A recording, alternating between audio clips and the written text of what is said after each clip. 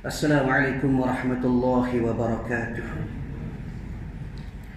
A'udzubillahi minasyaitonir rajim. Bismillahirrahmanirrahim. Alhamdulillahi rabbil alamin.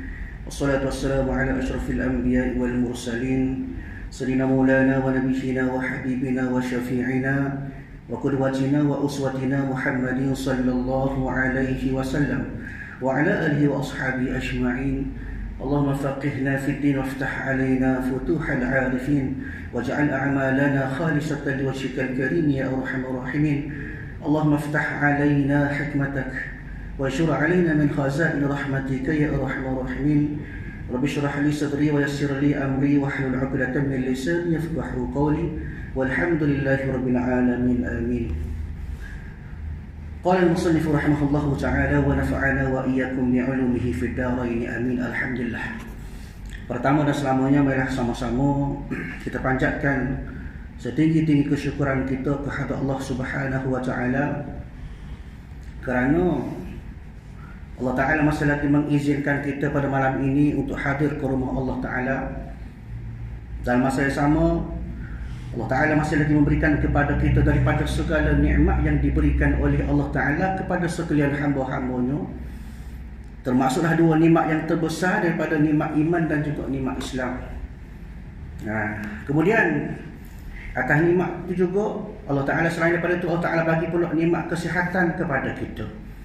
Sihat tubuh badan, boleh pakai buat amal ibadat kepada Allah, boleh semaya, boleh puasa sunat, boleh buat segala amal kebajikan.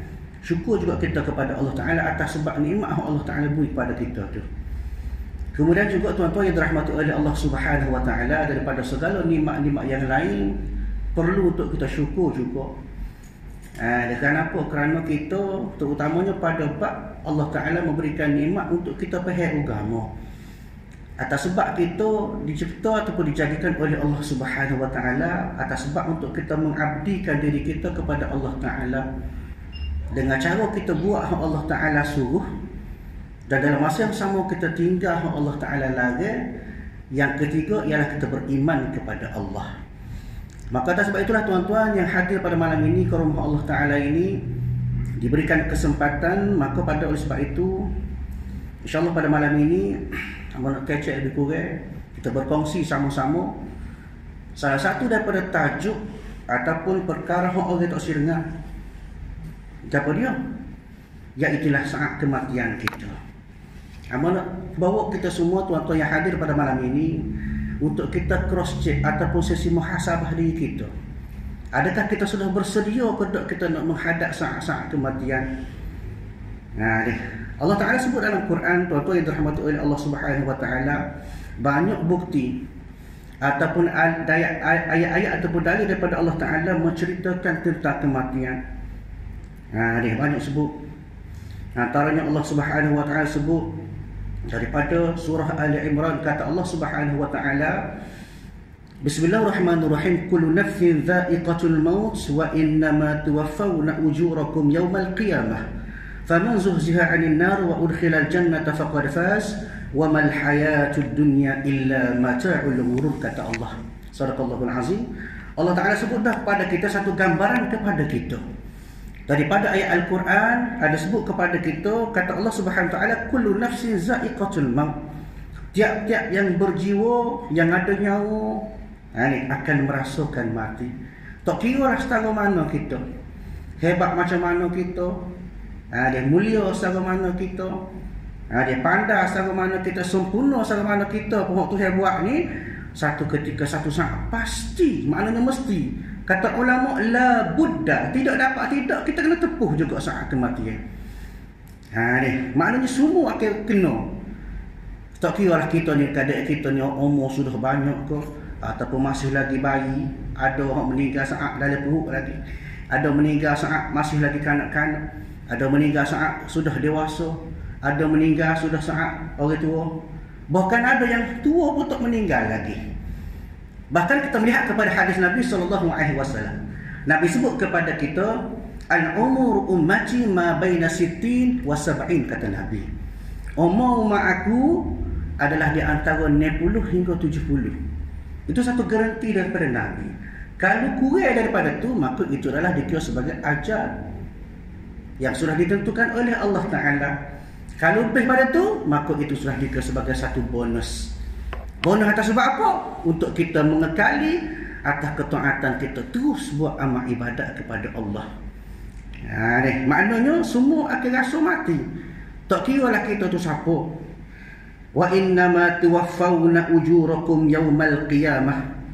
Dan sesungguhnya pada hari kiamat, kata Allah, akan disempurnakan segala pahalamu. Maknanya Allah Ta'ala akan bagi pembalasan kepada kita. Setara mana hak membuat atas dunia.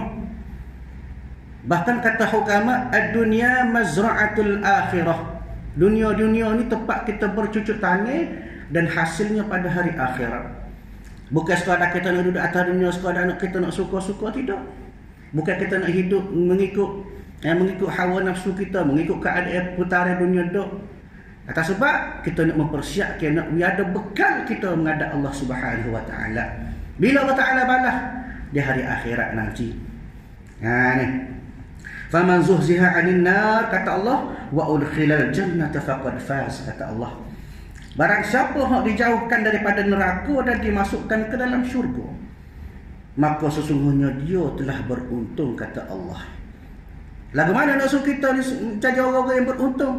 Maknanya kita kena menempatkan diri kita daripada kalangan Allah Ta'ala pilih, keluar daripada api neraka, dia masuk dalam syurga. Itu cara dia. Ni. Buat macam mana pun tak kira lah. Janji kita ni biar duduk dalam syurga. Tak sebi duduk dalam api neraka. Dan ulama rahimahullahu ta'ala telah bagi panduan kepada kita. Iaitulah kita menjauhkan daripada apa yang Allah Ta'ala larang. Kita dekat, kita rajin kat buat apa yang Allah Ta'ala suruh. Itu cara sipir dia, mudah ya. Dia ikut sipir yang Allah Ta'ala beri kepada kita, maka kita dikira orang yang qad aflahal mu'minun. Sesungguhnya berjayalah kita daripada kalangan orang mukmin. Lagu mana hak berjaya? Iaitulah mereka berjaya buat hak Allah Ta'ala suruh, tinggal hak Tuhan larang. Kita ni terbalik dah ni, tuan-tuan. Buat hak Allah Ta'ala larang, tinggal hak Allah Ta'ala suruh kita. Bukan kapal ni lah, kapal ni bagus berlaku, alhamdulillah, kapal lain. Noyaknya kita, cara kita nak menempatkan diri kita dalam kalangan orang-orang yang beruntung dan berjaya, iaitulah dengan cara kita menjauhkan daripada hak Allah Ta'ala larang. Daripada buat maksiat, kita buat benda-benda jahat. Ini buat benda-benda hak Allah Ta'ala tak suka. Kita ganti dengan buat benda-benda hak Allah Ta'ala suruh, hak Allah Ta'ala bagi kepada kita amanah untuk kita buat beribadat kepada Allah. Wa mal hayatud dunya illa mata'ul ghurur, kata Allah. Dan sesungguhnya kehidupan dunia itu tidak lain hanyalah kesenangan yang memperdayakan. La'ibun, satu permainan aja pada kita atas dunia. Kadang-kadang kita jadi hanyut gitu ya. Nyawa bola. Nah, dia kabar-kabar mati. Kabar-kabar kita meninggal. Noyaknya kita ni kadang-kadang tak boleh nak duduk dalam benda yang Allah Ta'ala suruh. Hakikat kejadian kita yang sebenar. Bahkan dunia ni satu tempat permainan bagi kita. Akhirnya kita tertipu dengan dunia. Ni tertipu lagu mana jadi hanyut. Sebab itulah tuan-tuan dirahmati oleh Allah, disebut oleh para ulama sufi rahmatullah ta'ala kepada kita, perkara-perkara yang boleh menyebabkan kita jauh daripada Allah, kita jadi hanyut, iaitulah ada empat benda, empat perkara. Kena ingat molek. Yang pertama yang boleh menjauhkan kita daripada ibadat, menjauhkan kita daripada Allah Ta'ala, iaitulah dunia. Dia kadang-kadang aku nak semaya ingat benda dunia. Dalam semaya ingat ku harta, akad takbir Allahu Akbar, ingat anak kecil mutu hak ilai duduk mana, hotel itu berapa, boleh tahu belaka bila dalam semaya kita. Noyaknya gangguan daripada dunia. Itu yang pertama. Yang kedua, kata ulama, iaitulah apa dia? Makhluk. Makhluk banyak mengganggu. Dia kadang-kadang nampak sebab itulah antara kata ulama, gangguan makhluk juga termasuklah isteri kita, anak-anak kita. Maknanya banyak menyebabkan kita jadi sibuk, menyebabkan kita jauh daripada Allah Ta'ala. Kadang-kadang nak semaya pun, kadang-kadang ujung-ujung waktu je. Kenapa sibuk duk melayan? Duk cara kau isteri kita, duk cara kau sayang-sayang. Maknanya jadi kita ni lalang. Kita ni maknanya ibadat kita kadang-kadang buat kerana sepuk-sepuk lagu tu ya. Semaya pun ujung-ujung waktu. Di mana tu ada kenapa? Gangguan daripada makhluk. Yang ketiga, iaitulah musuh kita yang nyata. Apa dia? Inna syaitana lakum aduwwun mubin, kata Allah. Sesungguhnya syaitan musuh kamu yang nyata. Pak bila pun dia kita dilawan kita semua. Lepas tu kalau dia musuh, kita buat sahaja jadi pelik, terbalik. Sepatutnya musuh tu yang sebut dah dengan nyata, aduwwun sebagai musuh kamu. Mana jangan dia turutlah. Kita bila kita mengaku kita berimej pun turut semacam ni. Turut kapal lain lah, kapal ni bagus belakang. Maknanya sikap kita tu menyebabkan kita jadi hanyut atas dunia kerana kita tertipu dengan tipu daya syaitan. Kadang-kadang nak buat amal pun kadang-kadang payah. Nak bangun sembahyang subuh pun payah. Dah dulu. Dia duduk bisik di telinga. Kita pun kau tarik selimut kita. Tambah-tambah hujan pula. Ayatnya yang ketiga disebut sebagai gangguan kepada ibadat dan hubungan kita dengan Allah ialah syaitan. Yang keempat kata ulama iaitulah hawa nafsu kita. Benda berada bersama kita semua. Kita gimana pada cara dia macam mana nak lawan hawa nafsu? Iaitulah kita kena kawal nafsu. Biar akal kita boleh kawal nafsu, bukan nafsu kawal kita. Kita balik dia ni. Ayatnya biar kita boleh kawal hawa nafsu. Antara caranya kata ulama ialah dengan cara kita berpuasa. Banyakkan berpuasa, puasa sunat dan sebagainya. Bila kita puasa, nafsu kita jadi lemah. Bagaimana disebutkan cerita oleh ulama kepada kita. Hakikat pada awalnya kejadian akal dan juga kejadian hawa nafsu. Allah Ta'ala buat akal, maka bila mana dipanggil wahai akal, datanglah kepadaku, kata Allah. Maka akal pun mari dekat Allah Ta'ala. Ditanya, man anta wa man ana, kata Allah. Siapa mu, siapa aku? Maka syaitan katakan, anta rabbi wa ana abduka dhaif, kata akal. Sungguhnya mu itu aku, kata akal, dan aku adalah hamba-Mu yang lemah. Maka Allah Ta'ala katakan, laqad khalaqnal insana fi ahsani taqwim bil aqli, kata Allah. Aku buat manusia sebaik-baik kejadian. Kenapa? Kerana aku dah ada akal. Maksudnya kerana boleh kawal akal, maka manusia dia boleh jadi sebaik-baik kejadian. Bagi manusia yang tidak mampu untuk kawal akal dia, maka boleh jadi dia ni jadi sehina-hina seumpama binatang. Allah Ta'ala sebut juga dalam Quran, ulaika kal an'am bal hum adall. Ini tu yang tuju kepada manusia. Tu yang katakan, sesungguhnya mereka itu kal an'am, seperti binatang-binatang ternakan.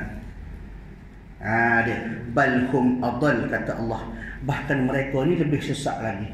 Bila mana kita manusia tidak mampu mengawal akal kita.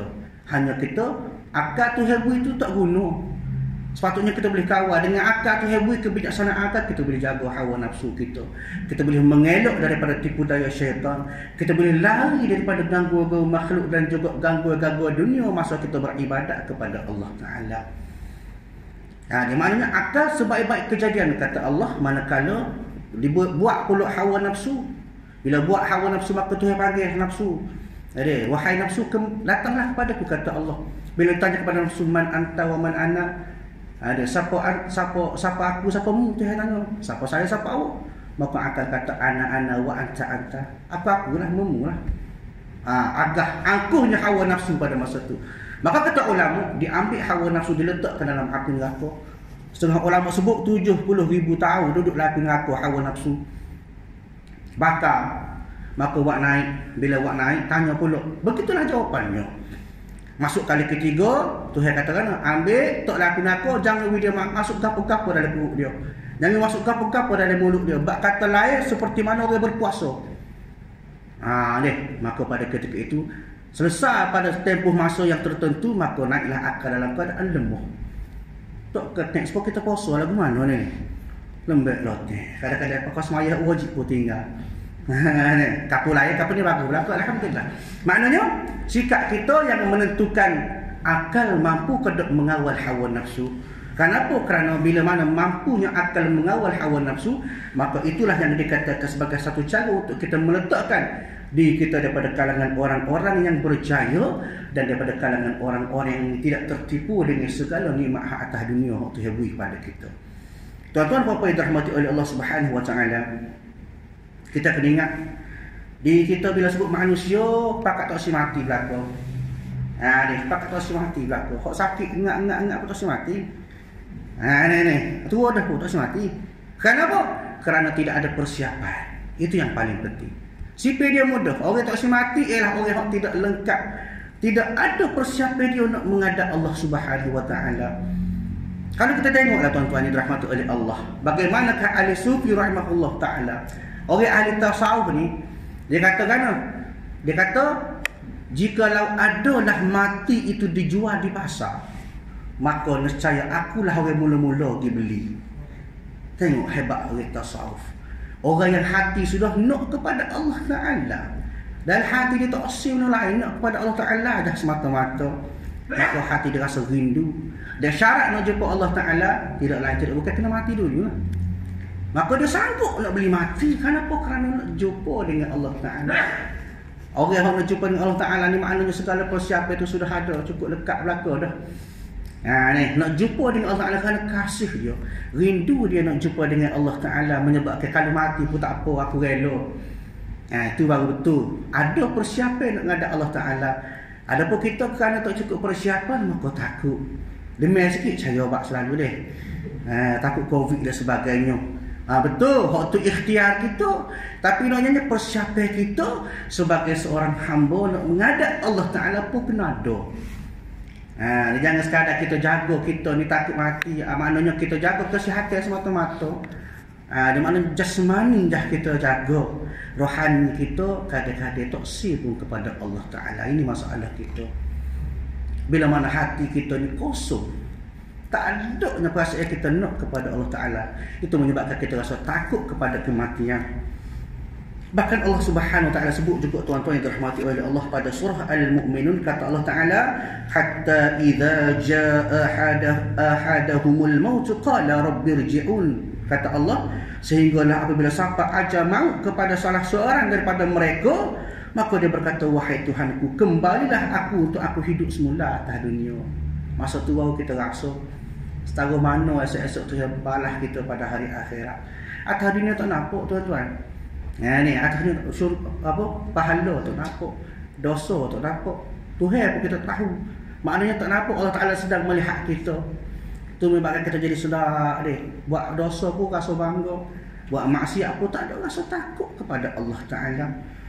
Bila kita rasa takutnya, esok bila kita sudah mati, maka masa tu pakat minta nak hidup aku semula, ya Allah. Aku tak boleh buat dah. Ni maknanya taubatlah kono-kononya, tapi pada masa tu Allah Ta'ala tak terima dah segala apa yang kita minta. Kenapa? Tu riwayat dah pada kita berdasarkan dalil-dalil Allah Ta'ala sebut dalam Quran banyak menyatakan saat kematian akan tiba bila-bila masa sahaja.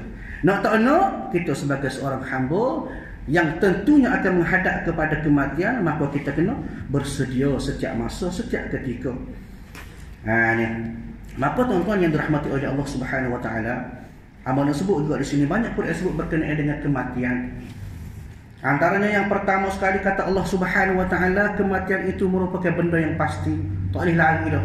Kita nusuklah mana, keluar negara dan sebagainya, tak boleh lari. Kata Allah Subhanahu Wa Ta'ala, wa ma ja'alna li basharin min qablikal khuld afa in mutta fahumul khalidun. Kata Allah Ta'ala, maka kami menjadikan hidup abadi bagi seorang manusia pun sebelum kamu, wahai Muhammad. Kalau kamu mati, adakah mereka akan kekal? Satu gambaran Allah Ta'ala beri pada kita. Setara Nabi Muhammad, kekasih Allah Ta'ala pun mati. Apatah lagi kita jauh jemaah dengan Nabi ini. Duk berasa ya dekat. Duk kata dekat semua kita dengan Nabi. Mengaku dah dekat Nabi, padahal kita terlalu jauh dengan Nabi. Bahkan kata Allah Ta'ala, kalau setara Nabi Muhammad itu mati, kita ni lebih-lebih lagi. Yang kedua Allah Ta'ala sebut juga, tuan-tuan dirahmati oleh Allah, Allah Ta'ala kata, Al-Quran ni, Quran sebut pada kita tentang kematian. Al-Quran sebut daripada surah Al-Mulk ayat kedua, kita dah baca semua tu, Alladzi khalaqal mauta wal hayata liyabluwakum ayyukum ahsanu amala wa huwal azizul ghafur. Kata Allah. Yang menjadikan mati dan hidup, siapa dia? Allah Ta'ala. Kita hidup, Allah Ta'ala buat kita, menghidupkan kita. Kemudian Allah Ta'ala mematikan kita. Supaya apa? Supaya dia menguji kita, siapa di antara kamu yang lebih baik pada amal. Bukan Allah Ta'ala sekadar buat saja duk. Buat nampak comel, nampak ramai orang ko sedap klik. Duk. Buat ada sebab. Likulli syai'in sababun, kata ulama. Setiap benda hak Tuhan buat ada sebab. Likulli syai'in hikmatun. Setiap benda hak Tuhan buat ada hikmah dia. Tak ada Tuhan buat saja-saja, tak ada. Maknanya Tuhan buat kita ni sebagai manusia kenapa?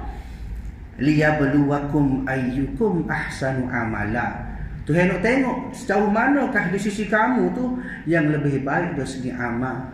Makna kata lain yang lebih hampir kepada Allah Ta'ala. Maknanya lebih baik dari segi kehampir ataupun dekat dia dengan Allah Ta'ala. Hati dia taqarrub ila Allah. Dia sebut nama Allah SWT dalam hati dia. Hampir dia kepada Allah Ta'ala. Setiap masa ingat kepada Allah. Lah betul. Bukan Allah Ta'ala buat saja-saja lah. Dia wa huwal azizul ghafur, kata Allah, dia maha perkasa lagi maha pengampun. Noyaknya mati kita, hidup kita, nombor satu ni bukan kita tentu. Dia Allah Ta'ala berlaku, innallaha ala kulli syai'in qadir, kata Allah. Sesungguhnya bagi Allah Ta'ala itu kuasa atas segala-gala. Tuhan buat kita panjang umur, boleh, alhamdulillah, boleh buat amal lagi. Ni Tuhan nak buat kita pendek umur, itu adalah kerja Tuhan. Kuasa dia berlaku. Kita tak nak takwil, tak nak kata gapo. Ni maknanya bagi dia tu segala kuasa nak menentukan bagaimanakah ajal kita. Sebab itu kita kena bersedia setiap masa. Boleh jadi kita meninggal masa tidur. Dia persiapan tak ada. Kau sekarang bawa menghadap Allah Ta'ala. Bawa bekal pun sikit-sikit lah. Tu pun setengah-setengahnya dikatakan sebagai haba'an mansura. Terbang sepada bang gitu ya pahala kita, bekal kita. Rusak. Antaranya kan apa? Antaranya ada perasaan riak. Kita buat amal ibadat nak tunjuk ke orang. Depan orang tak semaya 2 rakaat apa 2 je. Noyaknya kita semaya ada perasaan khusyuk, comel semaya kita. Rokok kita lendik molek, baca sedap molek. Buat kerana nak tunjuk ke orang, itu riak. Maknanya tak pakai haba'an mansura, kata ulama. Tak ada nilai di sisi Allah seperti buang gitu. Ni maknanya itulah antara salah satu sebab menyebabkan rusak amal kita. Buat banyak setara mana pun bila mana dah rusak, tak ada nilai di sisi Allah. Begitu juga kadang-kadang ada perasaan takabur. Ada kadang-kadang berasa ujub, bangga diri. Oh, tak ada kapal ni aku ya. Hok raja bangun malam. Kapal lain lah, kapal ni bagus belaka. Maknanya perasaan dia tu walaupun orang tak tengok, seolah-olah dia rasa dia nak biar orang tahu dia ni rajin ahli ibadah, rajin zikir, rajin buat benda-benda baik. Maka ini merupakan perkara-perkara yang boleh membatalkan amal dia, rusak amal dia saja-saja. Dia buat letih-letih tak ada nilai, rugilah kita. Maknanya nak biar segala-gala hak kita buat itu biar bersih, khalis kepada Allah Ta'ala. Dan kita buat amal ibadat ni nak tunjuk siapa? Dia buat sebagai tugas kita. Sebagai seorang hamba kepada pencipta kita. Kenapa? Kerana kita lah.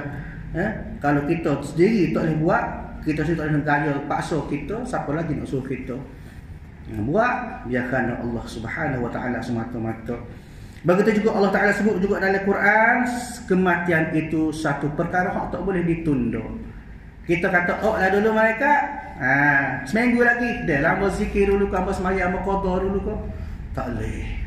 Allah sebut dah dalam Quran, kata Allah Subhanahu Wa Ta'ala, surah Al-A'raf ayat 34, kata Allah Ta'ala, walikulli ummatin ajal, fa idza jaa ajaluhum la yasta'khiruna sa'ah wa la yastaqdimun, kata Allah. Maka setiap umat mempunyai batas waktu. Maknanya ada hak-hak umur dia. Bila datang kepadanya ajal, maka tidak boleh undur walaupun sesaat, tak boleh cepat walaupun 1 saat. Tak boleh postpone.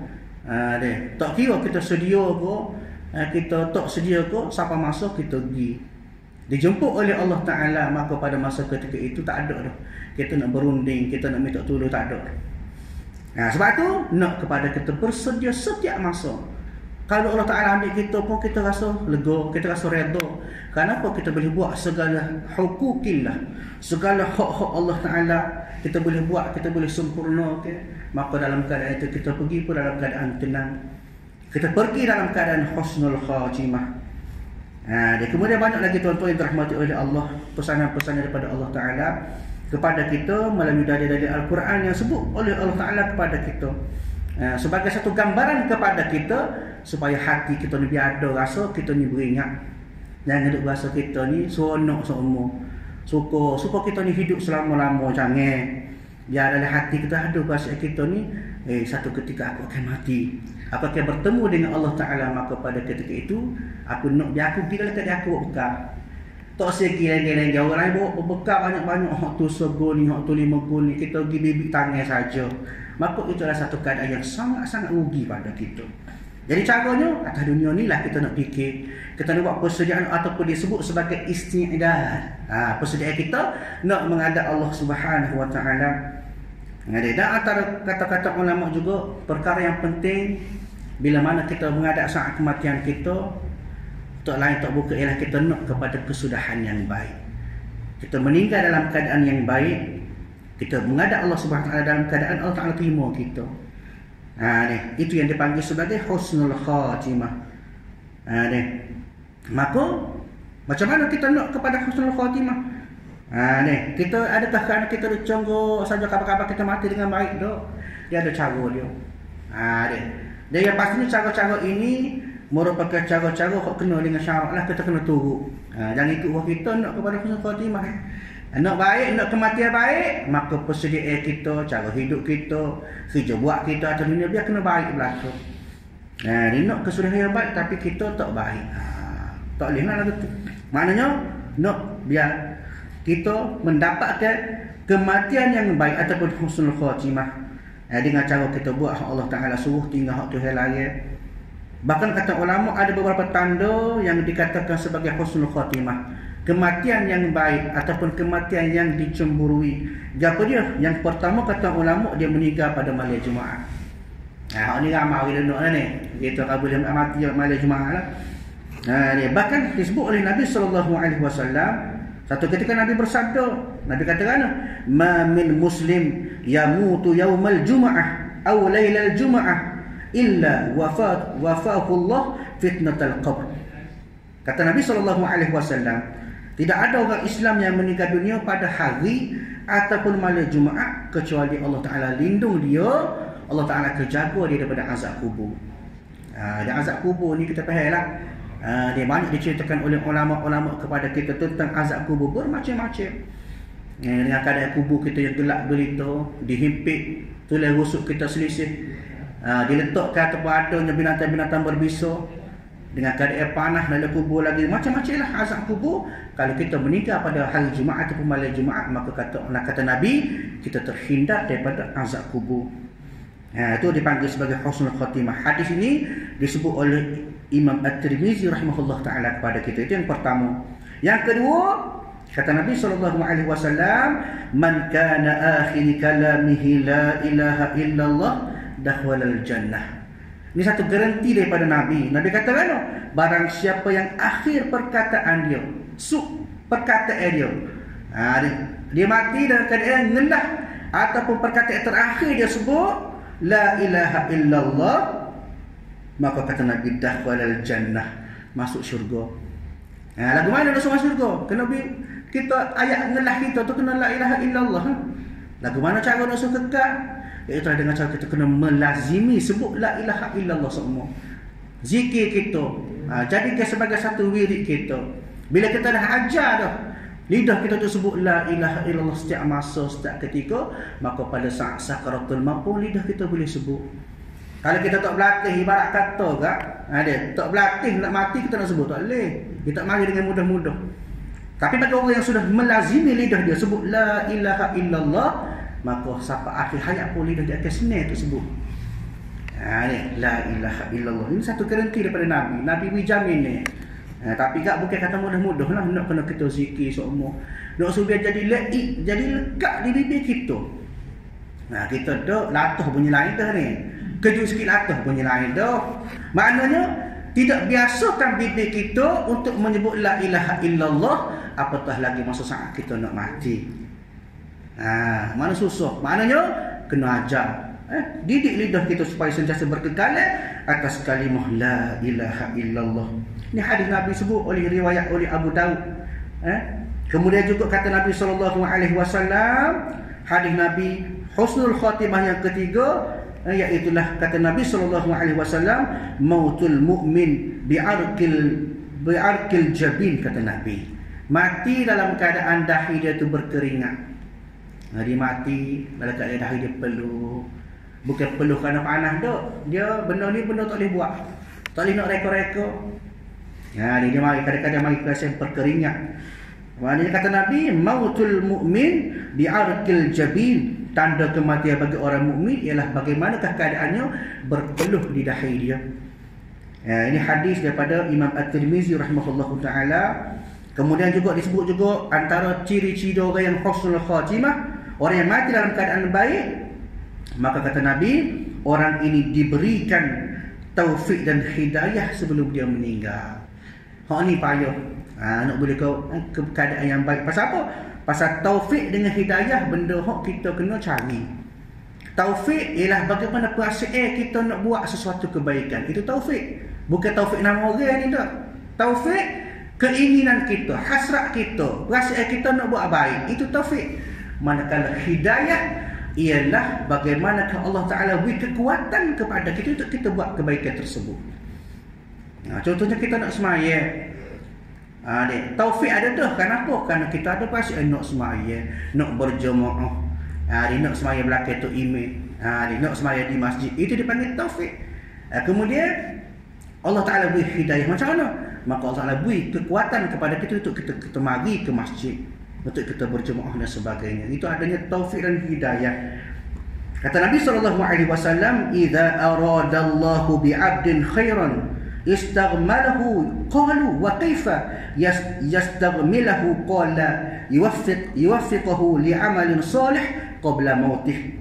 Hadis Nabi daripada Imam At-Tirmizi rahimahullah taala sebut kepada kita, jika sekiranya Allah Taala nak kebaikan kepada seorang hamba, kalau Allah Taala nak kita ni jadi baik, maka Allah Subhanahu taala menjadikan setiap segala amal dia sentiasa melakukan perkara kebaikan. Maka kata sahabat tanya, bagaimanakah dia ni nak sentiasa buat amal?